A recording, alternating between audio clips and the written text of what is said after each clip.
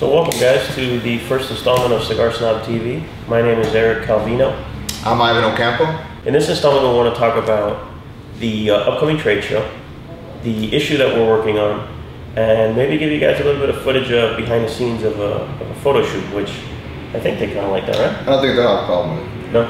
Yeah. Speaking about the show, didn't you recently sit down with Alec Bradley? I did. I went and I visited with Sam Phillips, VP of Marketing for Alec Bradley, and George Sosa, VP of Sales for Alec Bradley. And they had some good things to say, so check it out.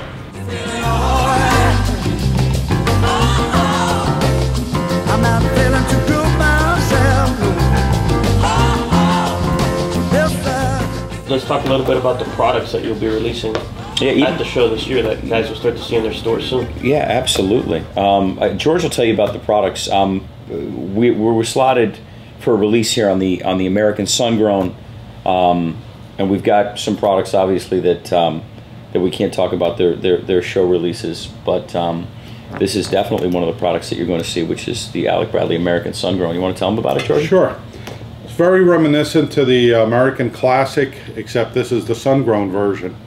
The reason we came up with the American Classic was simply to come in with a cigar at the right price point, not too heavy, not too light, that people can relate to. It has done phenomenal. The numbers on American Classic this year have gone through the roof.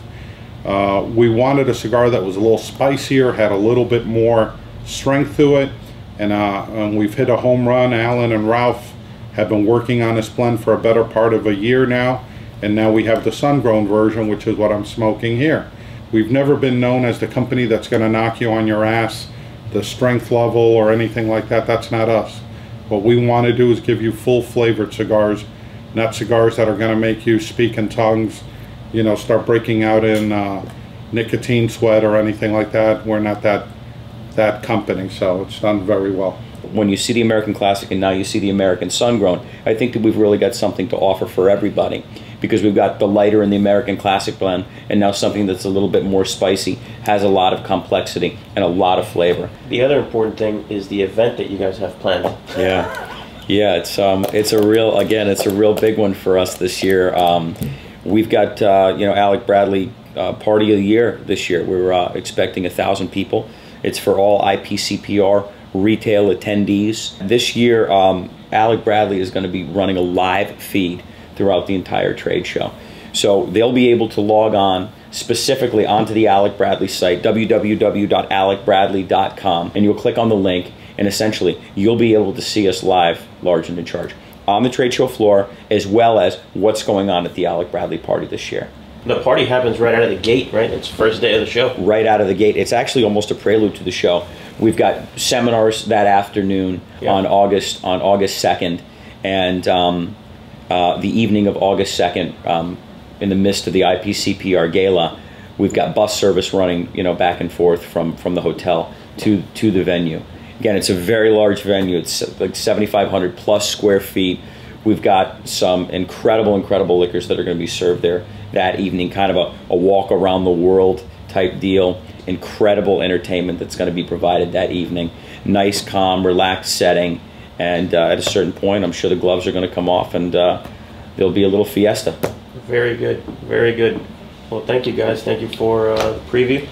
Thank you, Eric. It's always a pleasure to see you. I know you think I was a little uptight, but after being on the road for 4 weeks, I am a little uptight. All right, guys. We'll see you at the show this year, and thanks again. See you at the show. Great stuff. That really looked like a good time. Yeah, it was.